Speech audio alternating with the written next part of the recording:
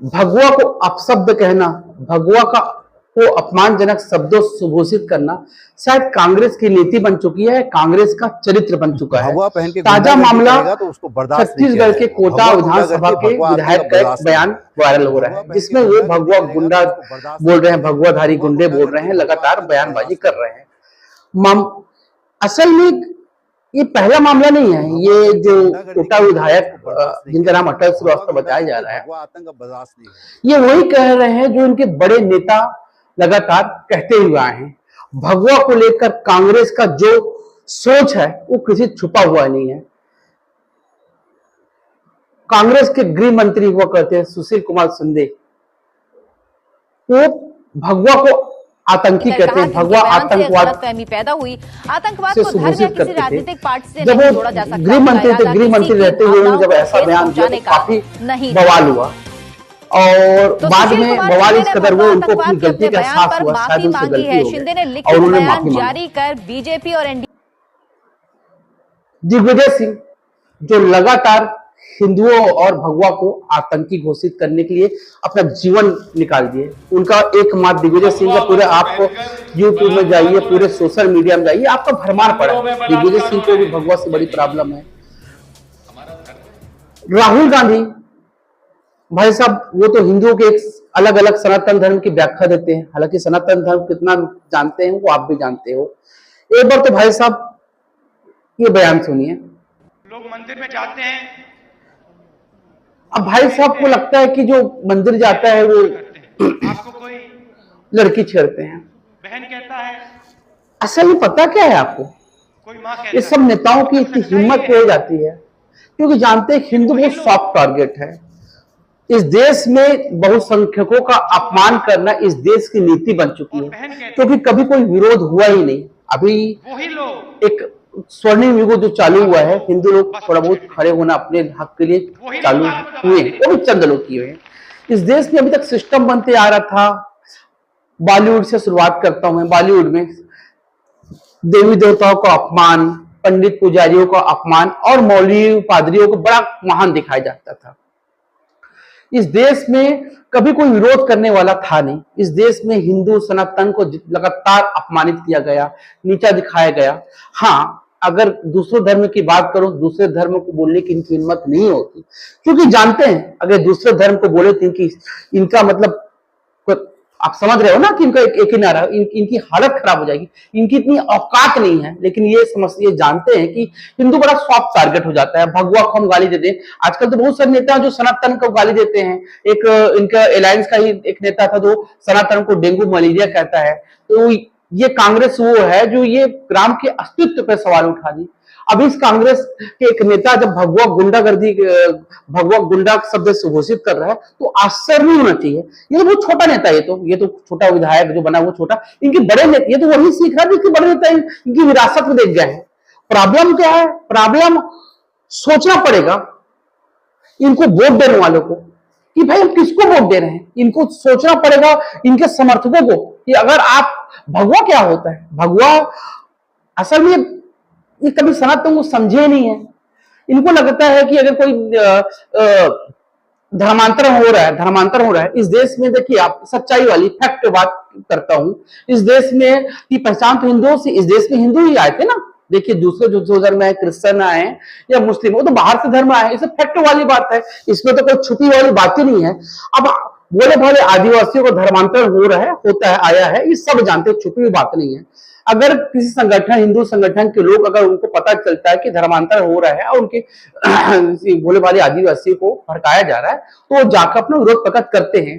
लेकिन भाई साहब लोग को ये धर्म, ये सेकुलरिज्म के पीड़ित ठेकेदारों को लगता है कि ये अपनी तुच्छ मानसिकता और तुच्छ वोट बैंक की राजनीतिक चक्कर में इनको फर्क नहीं पड़ता कि धर्मांतर हो रहा है, इनको कोई फर्क नहीं पड़ता। इनको लगता है मेरा वोट बैंक मजबूत हो, और जो विरोध करने जा रहे हैं उनके खिलाफ ये भगवा गुंडे, भगवाधारी करते हैं।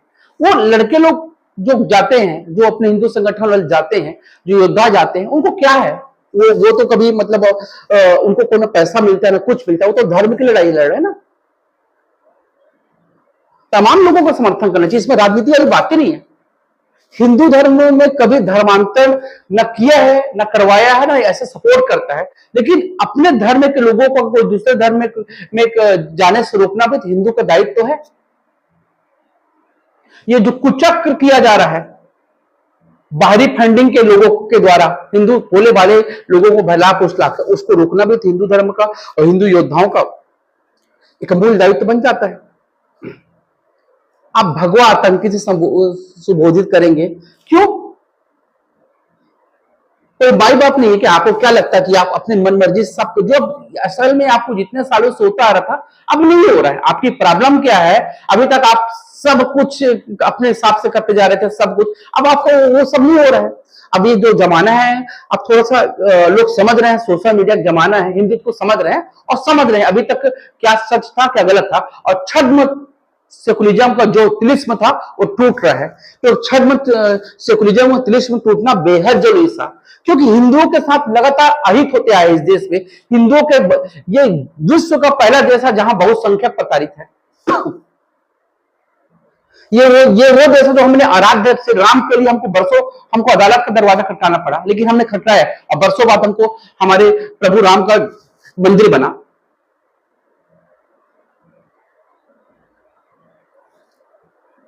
काफी लोग कहते हैं कि जर्नलिस्ट हो, राजू जी आप जर्नलिस्ट हो, है ना, जर्नलिस्ट होने के नाते ये सब। अरे भाई साहब, सच बात बोलने में प्रॉब्लम क्या है और क्यों नहीं बोले सच?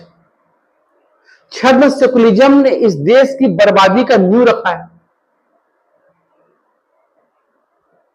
लोगों को समझना पड़ेगा, कांग्रेस को भी समझना पड़ेगा।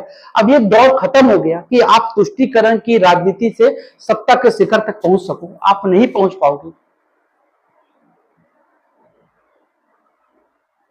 आप कभी, आपके साथ प्रॉब्लम क्या है कि आपको हिंदुओं में ही दोष दिखता है।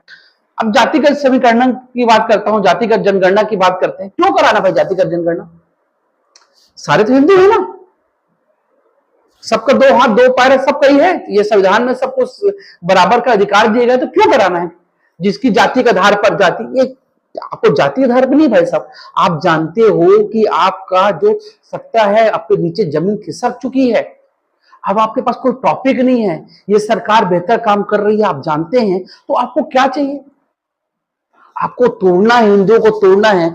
आपको जातिगत समीकरण की बात करना है, फिर इस जाति की बात करना है, उस जाति की बात करना है, और आप विदेश में जाके भारत देश को बदनाम करोगे, यहाँ के सिस्टम को बदनाम करोगे। आपके साथ प्रॉब्लम क्या है? आपको समझ नहीं आ रहा है कि राजनीति किस हद तक किया जाए, कैसा राजनीति किया जाए। वो राजनीति आपकी चल नहीं रही है। अभी लोकसभा चुनाव में आपको लगा कि यार कुछ ये सब जातिगत जनगणना संविधान की बात करके मैं थोड़ा सफल तो हो गया, तो आपको लगता है कि आप इसी आधार पर राजनीति आगे बढ़ेंगे। हम तो चाहते हैं कि विपक्ष मजबूत हो, देश में विपक्ष मजबूत होना बेहद जरूरी है, पर आप तो अपनी सत्ता के शिखर और सत्ता प्राप्ति में इस कदर अंधे हो चुके हो कि आपको समझ नहीं आ रहा है कि आपको किस दिशा की ओर जाना है। बहुत कुछ है जो आपको बदलना है। आपको लड़िए ना, सत्ता से आप आंख में आंख डाल के लड़िए, उनके गलत नीतियों के खिलाफ लड़िए, जनता आपको साथ देगी। लेकिन आप लगातार हिंदू धर्म पे आघात करते हैं, और ये नेता जानते हैं, ये जो छुटपुटिया नेता होते हैं, तो भगवा गुंडागर्दी के छुटपुटिया नेता जानते हैं कि हम भगवा को, हिंदू धर्म को जितना बदनाम करेंगे हमारी प्रमोशन उतनी जल्दी होगी, ये जानते हैं।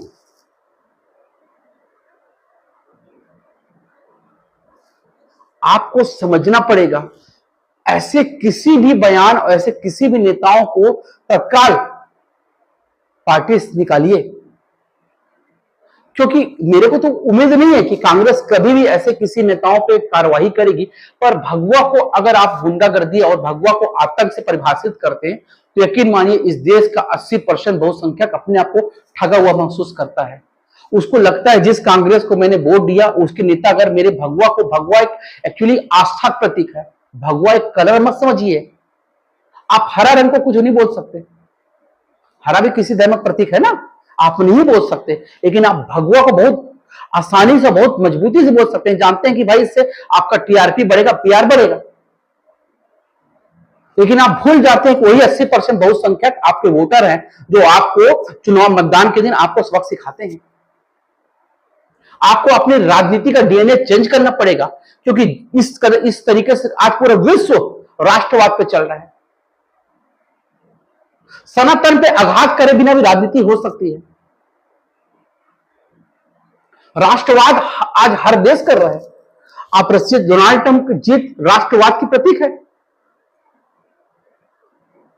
इजराइल देख लीजिए, रशिया देख लीजिए, सब राष्ट्रवादी लोग ही आजकल राज कर रहे हैं ना। सिस्टम बदल गया है। वामपंथ को दुनिया ने सीरियस नकार चुका है। वामपंथ अब इस देश में कि कुछ चंद जगह बचा हुआ है। वामपंथ का जो चरित्र है, जो वामपंथ का सोच है, बेहद घिनौनी सोच है। जिस चीन से इसका उदय हुआ था, उस चीन ने वामपंथ को नकार दिया था। भारत की बात ही छोड़, बहुत कुछ समझना है, लेकिन अब सबको समझना पड़ेगा कि कोई ऐसा व्यक्ति जो आपके धर्म आस्थाओं पर चोट करता है, तो ऐसे लोगों को पूर्ण रूप से बहिष्कृत करना, ऐसे लोगों को सबक सिखाना ही वो है, क्योंकि हम अपने धर्म का अपमान नहीं सहेंगे। ये बहुसंख्यक की गुस्सा है, क्यों? वो तो सड़क में जाके तोड़फोड़ नहीं करता। आप उनके धर्म पे कितना प्रकार करो, तो वो तो विरोध ही करेगा जाके ना। वो शांतिपूर्ण विरोध ही कर रहा है, जो विरोध अभी जाके किया है, जिसमें भाई साहब एक विधायक को इतना गुस्सा आ गया तो भगवा गुंडागर्दी करना साबित करना चालू कर दिया। तो प्रॉब्लम है, सोचिएगा। धन्यवाद।